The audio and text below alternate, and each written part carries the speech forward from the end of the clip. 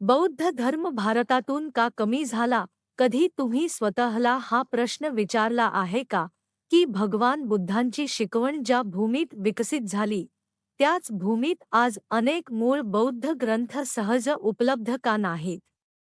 नालंदा, विक्रमशिला आणि इतर प्रसिद्ध विद्यापीठांमध्ये हजारो विद्यार्थी शिक्षण घेत होते. मग त्या ज्ञानसंपदेचे पुढे काय झाले? अनेक दुर्मिळ बौद्ध हस्तलिखिते आज तिबेट, चीन आणि नेपाळमध्ये कशी सापडतात? हा केवळ योगायोग होता की त्यामागे विशिष्ट ऐतिहासिक घडामोडी होत्या?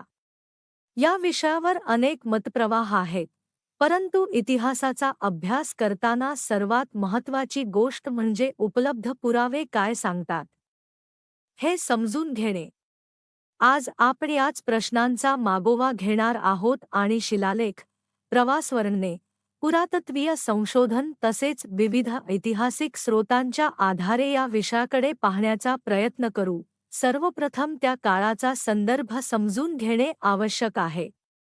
भगवान बुद्धांच्या जीवनकाळात आजच्या भारत, नेपाळ किंवा इतर देशांसारख्या आधुनिक सीमा अस्तित्वात नव्हत्या. त्या काळात हा संपूर्ण प्रदेश अनेक महाजनपदे, गणराज्ये आणि राज्यांनी बनलेला एक व्यापक सांस्कृतिक परिसर होता. बुद्धांचा जन्म, त्यांचे कार्य, त्यांचे उपदेश आणि संघाची वाढ याच सांस्कृतिक वातावरणात झाली.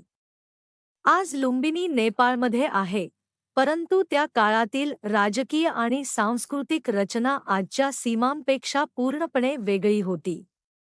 त्यामुळे त्या काळातील घटनांकडे आधुनिक राष्ट्रांच्या चौकटीत पाहता त्या वेळच्या ऐतिहासिक संदर्भात पाहणे अधिक योग्य ठरते. याच प्रदेशात बौद्ध परंपरेचा विकास झाला. त्रिपिटक परंपरा आकाराला आली.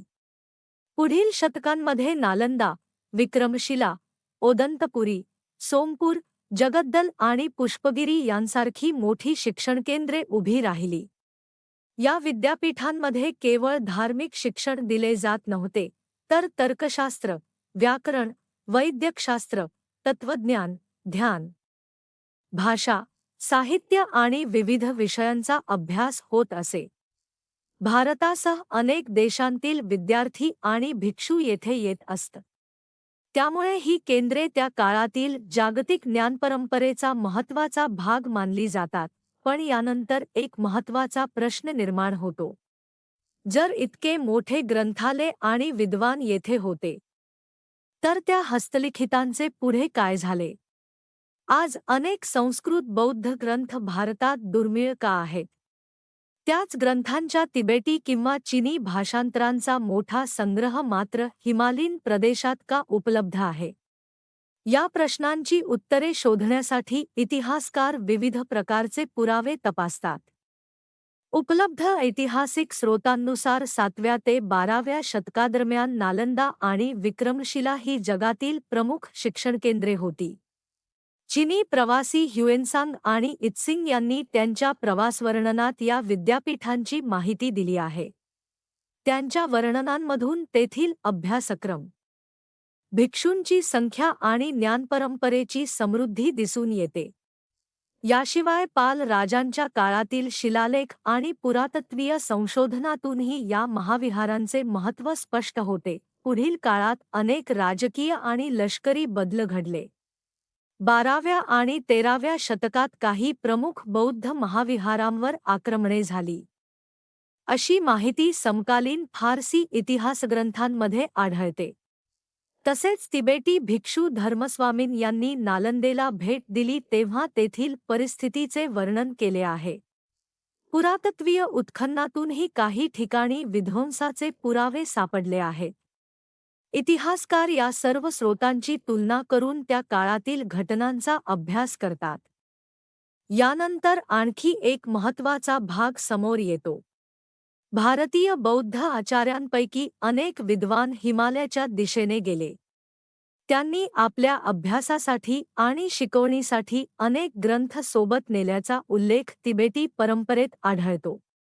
तिथे स्थानिक राजांच्या आश्रयाखाली या ग्रंथांचे भाषांतर करण्यात आले. अनेक मूळ हस्तलिखितेही काळजीपूर्वक जतन करण्यात आली. त्यामुळे भारतात हरवलेली अनेक माहिती तिबेटी भाषांतरांच्या स्वरूपात आज उपलब्ध आहे. चीनमध्येही बौद्ध ग्रंथांच्या भाषांतराची मोठी परंपरा विकसित झाली. अनेक भारतीय भिक्षूंनी चीनमध्ये जाऊन ग्रंथांचे भाषांतर केले.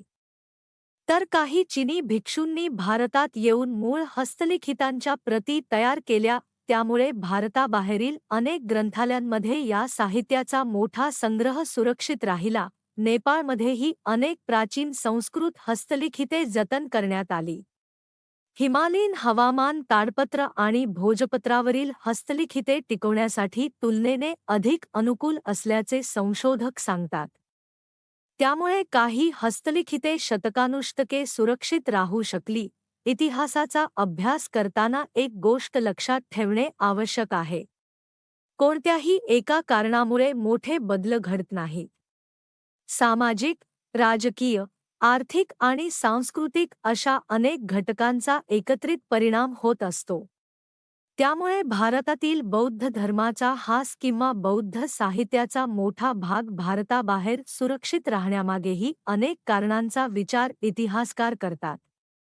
यामध्ये राजाश्रयातील बदल, शिक्षण संस्थांवरील परिणाम, राजकीय संघर्ष, विद्वानांचे स्थलांतर, हवामान आणि हस्तलिखितांचे संरक्षण अशा विविध घटकांचा समावेश केला जातो. आज आधुनिक संशोधनामुळे या विषयावर नव्याने काम सुरू आहे. तिबेटी, चीनी आणि संस्कृत ग्रंथांची तुलना करून हरवलेल्या मूळ ग्रंथांची पुनर्रचना करण्याचे प्रयत्न सुरू आहेत. अनेक विद्यापीठे आणि संशोधन संस्था या कामात सहभागी आहेत. त्यामुळे शतकानुशतके हरवलेली माहिती पुन्हा अभ्यासकांसमोर येत आहे. या विषयाकडे पाहताना भावना किंवा पूर्वग्रह यांपेक्षा उपलब्ध पुराव्यांना महत्त्व देणे अधिक योग्य ठरते. शिलालेख, प्रवाशांची प्रवासवर्णने, पुरातत्वीय उत्खनने, तिबेटी इतिहासग्रंथ, फारसी इतिहासग्रंथ आणि आधुनिक संशोधन या सर्वांचा एकत्रित अभ्यास केल्यावरच अधिक संतुलित चित्र समोर येते. म्हणूनच पुढील भागांमध्ये आपण या प्रत्येक स्रोताचा स्वतंत्रपणे अभ्यास करू. कोणते ग्रंथ भारतातून बाहेर गेले, ते कोणत्या मार्गाने पोहोचले, कोणत्या मठांमध्ये जतन झाले, त्यांचे भाषांतर कसे झाले आणि आज आधुनिक संशोधन त्यांचे पुनर्निर्माण कसे करत आहे, हे उपलब्ध ऐतिहासिक पुराव्यांच्या आधारे समजून घेण्याचा प्रयत्न करू. अशा प्रकारे इतिहासातील अनेक गैरसमज बाजूला ठेवून दस्तऐवज आणि संशोधनाच्या आधारे या महत्त्वाच्या विषयाचा सखोल अभ्यास करता येईल.